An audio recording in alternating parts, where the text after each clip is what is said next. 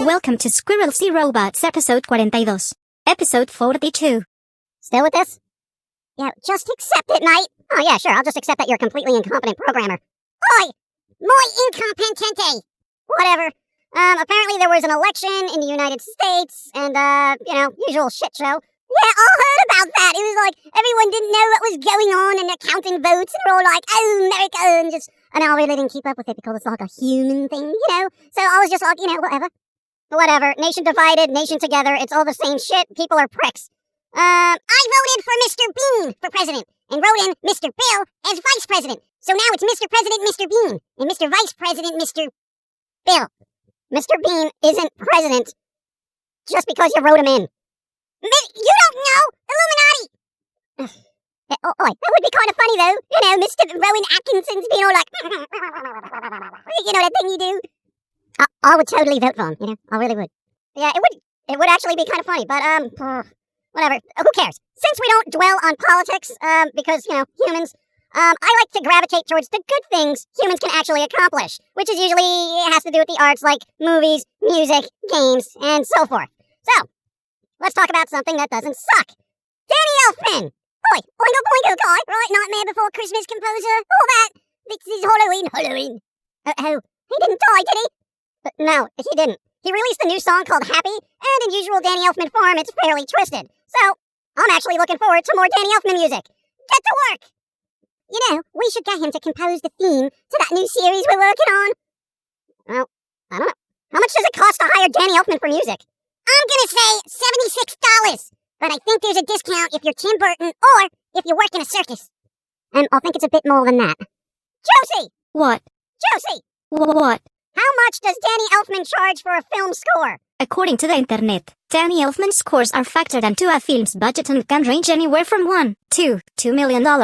Okay, so a bit out of our budget. Oi, mate, if we took all the money we made in 20 years, we still couldn't afford him. Probably couldn't even get a song out of him. Maybe the circus discount? There is no circus discount for Danny Elfman. What's wrong with you? Pill says muy loco en la cabeza. And toasted poo bags to you, too! Rob Zombie came out with a new song, which is okay. Let's see, the band Pop has some new music, so that's good. Oh, singing puppies, how cute! No, they're like a punkish rock band. They have some decent albums, so I've been keeping up with them. Dude, you know who actually came out with something that was actually good? The Psychedelic Furs. I mentioned them before. They haven't released an album in 17 freaking years. And I was like, all right, let me listen to this thing and be thoroughly disappointed. Yo, they did not miss a beat. Holy crap. They are still morose, and that guy's voice still holds up. I swear it was like being transported back to, the late 80s listening to this album, which isn't necessarily a bad thing when you're talking about the Psychedelic Furs. I would go with the track No One, if you haven't heard anything by them in freaking 17 years. Excellent track on the album, and if you like the Psychedelic Furs, bam, done. Really, Psychedelic Furs, yeah, I haven't heard them since, what was it, Pretty in Pink, wasn't it? That guy was always like, he's kind of very drab. Yeah, but it worked. It's fine. That was the cool thing about the 80s, right?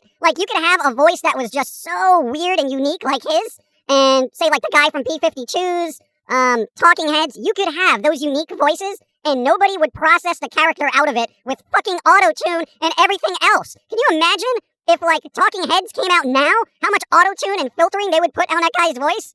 Oh, you may find yourself with a beautiful shoe and ask yourself, why did I buy these? That's not how that song goes.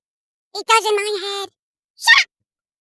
Anyway, on the topic of music, Begley, oi, I think Bandmade is coming out with a new album next year called Unseen World. Really? Yeah, I don't know if it's a live album or studio album, who knows, but I will say, they tend to churn out way too many albums way too fast. Well, I really don't think they do. Alright, dude, an album every year since 2014. Come on, no one is that consistent, and no one is that consistently good.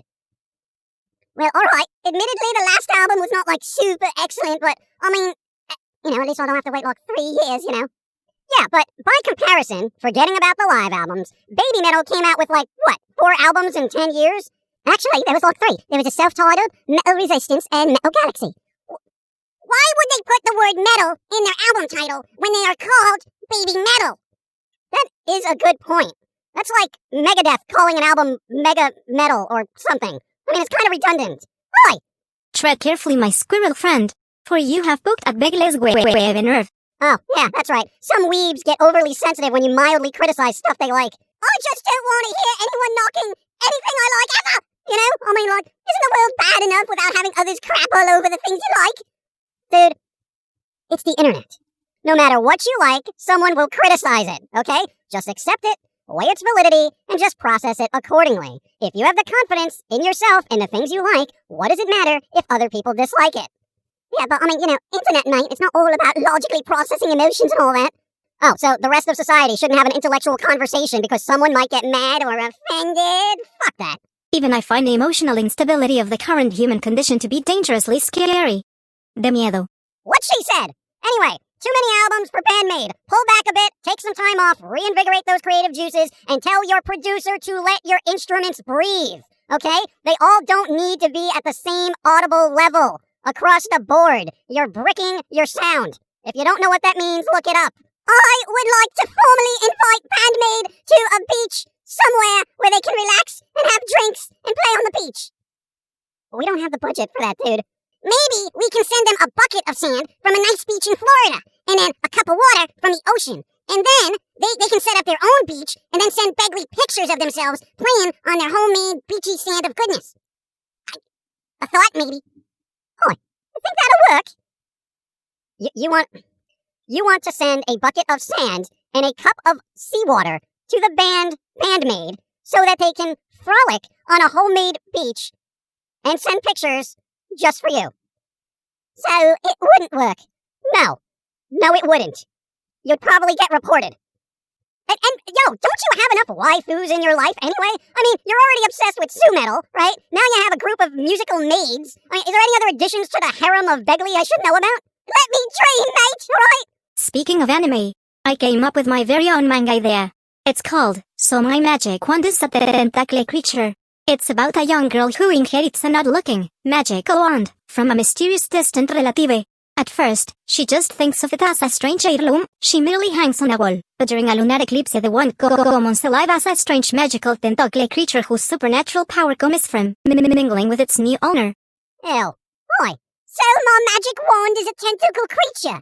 A tentacle wand that gets its power from sexy things. I like it. Shut up and take my money. Pre-order. Make an anime. Ugh. I have not decided how graphic I would make this manga. Too explicit, and it may limit its audience appeal. Though, the internet is all about explicit. So we shall see. Someone find me a manga artist. Well, I see some of your cute Japanese girl program occasionally surfaces. Not so stupid now, am I? Dude, you programmed an AI to clean computers and generate weird manga ideas? That is not really the apex of computational achievements. Well, I mean, it's pretty good though, right? My next idea for a manga. My body is a bag of holding. About a young magical girl whose body is a bottomless container for all items large or small. That would have to be an explicit series, the way to where she holds the items. Someone find me a manga artist. I want royalties, alright? I made the robot who made those ideas, alright? Thank you. Hey, actually, I'm fine with that. Hey, any manga artists or storytellers want to run with it? Go for it. All we ask is 10% royalties. Thank you. Seriously, I am not even joking. We could use the money, and it's a decent idea for weirdos. Run with it. Anyway, we did get to see Nick Frost in Simon Pegg's Truth Seeker series on Amazon, which was actually pretty good. The entire cast was freaking excellent. The story was pretty good, for the most part, and it had enough spooky and funny parts for it to warrant a rewatch. At least for my comedic taste. I didn't get to see that. What? Why? Well, I was kind of trying to watch Uzaki-chan Wants to Hang Out. Ugh. I'm afraid to ask. What's it about? Well, it's about a really, short girl whose fellow classmate has become a loner of sorts, right? So she wants to hang out with him, right, and help him experience more stuff, even though he likes doing stuff by himself, you know? Trying to get him to not be perceived as also this crazy loner who's really intimidating and all that, you know? It's kind of a slice of life thing. Well, I mean, that doesn't sound too bad. Begle failed to mention the short girl's enormous pechos. Huh? Breasts. Ah. It's not all about bosoms. There's plot. Pechos enormes. I said plot. Pechos grandes. It's a story about... Pechos gigantes. Other than that, we're just waiting for the political dust to settle on both sides, and hopefully the country can get their shit together, but probably not. Pechos macellevos. Yeah, okay. That's it for me. Talk amongst yourselves. I'm out. If a manga can have pechos as their main plot, perhaps I can create one where the main character has a large penny. And when critics complain, I will just say, plot. I will respond to reviews and criticisms with internet memes. Josie! What? Order me a Snoopy snow cone made from frozen Jamaican beef patties. No. It should be thoroughly cooked before ingesting. Safety first. Don't tell me how to eat recklessly! Penny. Ow.